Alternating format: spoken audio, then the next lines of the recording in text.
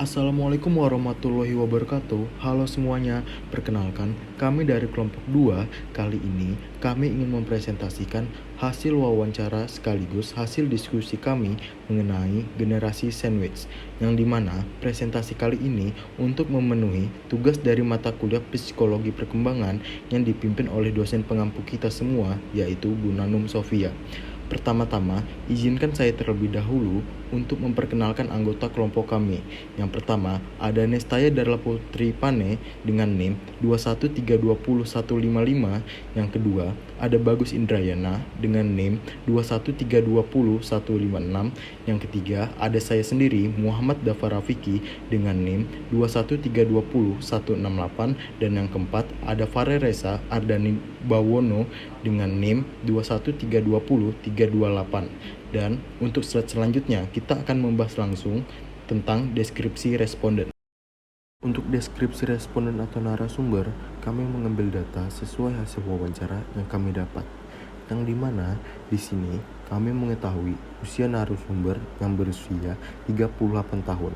Selanjutnya, kami mengetahui jika ibu ini tinggal bersama anak sekaligus orang tuanya. Selain itu, kami juga mengetahui pekerjaan ibu ini yang sebagai penjual jasa cuci baju atau yang biasa kita kenal dengan laundry. Dan kami juga mengetahui bahwa ternyata ibu ini tidak menanggung kebutuhan keluarga yang sendirian, melainkan dibantu juga oleh suaminya. Dan untuk slide selanjutnya, kita akan membahas deskripsi hasil wawancara. Pada deskripsi hasil wawancara ini, kami mendapatkan jawaban mengenai bagaimana pengalaman responden selama ini dalam mengasuh anak sekaligus orang tua dalam beberapa aspek, yang dimana saat itu responden mengakui bahwasannya secara fisik beliau mengaku sangat kelelahan maupun keteteran karena baginya sangat susah mengurus orang tua sekaligus sambil bekerja. Sedangkan secara emosi, beliau juga pernah mengalaminya, yang dimana sering melampiaskan kepada anaknya yang kemungkinan itu juga disebabkan oleh rasa capek. Sedangkan secara aspek keuangan, beliau juga mengakui pernah mengalaminya sampai terpaksa menjual tanah warisan untuk berobat orang tua.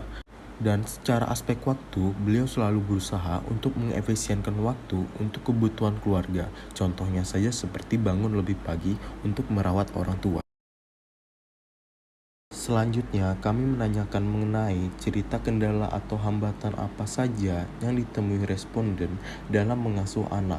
Saat itu, responden kami menceritakan jika beliau sering mengalami kendala untuk membiayai urusan sekolah anaknya, karena menurut beliau sangat susah baginya dan suami untuk menyekolahkan dua anak sekaligus. Selain itu juga, membagi waktu untuk kedua anaknya juga susah baginya, karena beliau cukup banyak menghabiskan waktu untuk merawat kedua orang tuanya sekaligus bekerja. Selanjutnya, kami menanyakan mengenai cerita kendala atau hambatan apa saja yang ditemui responden dalam merawat orang tua lansia. Saat itu, responden kami mengakui bahwasannya dari segi emosi, mengurus orang tua itu terkadang merepotkan. Tapi walaupun begitu, beliau tetap melakukannya secara ikhlas karena menurutnya mengurus orang tua ialah suatu hal yang mulia. Sedangkan dari aspek keuangan, beliau dan suami pernah merasa keteteran untuk membiayai biaya berobat orang tua, sampai di mana mereka terpaksa menjual tanah warisan untuk orang tua mereka. Untuk pertanyaan selanjutnya, kami menanyakan mengenai bagaimana strategi-strategi yang efektif untuk menjadi ibu yang terampil dalam mengasuh anak sekaligus merawat orang tua lansia di rumah. Lalu, responden kami menjelaskan bahwasannya sebagai orang tua setidaknya mereka bisa membedakan antara kebutuhan dan keinginan seorang anak.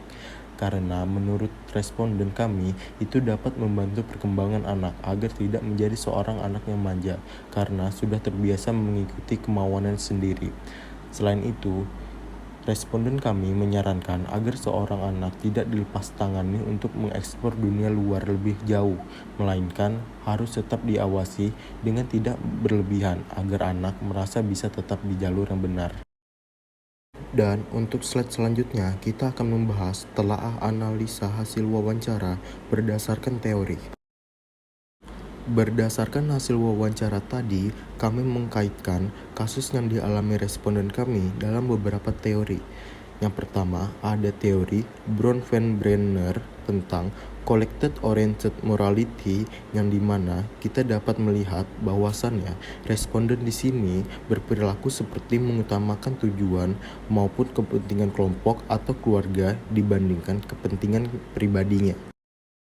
Yang kedua, ada teori pengasuhan anak tentang power assertion, yang dimana teori ini dapat kita lihat dari cara responden kami untuk berusaha mengontrol sekaligus mendisiplinkan anaknya.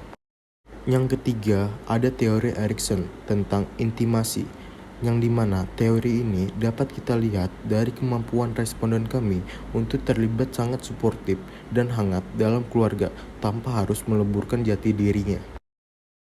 Yang keempat, ada teori Erikson tentang developmental tasks, yang dimana teori ini dapat kita lihat dari bagaimana cara responden kami memperlakukan anaknya dan orang tua, seperti contohnya cara beliau membantu anaknya dalam proses bersosialisasi, cara beliau untuk mempertahankan standar hidup atau aspek finansial ekonomi, kemudian cara beliau untuk menyesuaikan diri dengan orang yang sudah lansia, dan lain sebagainya.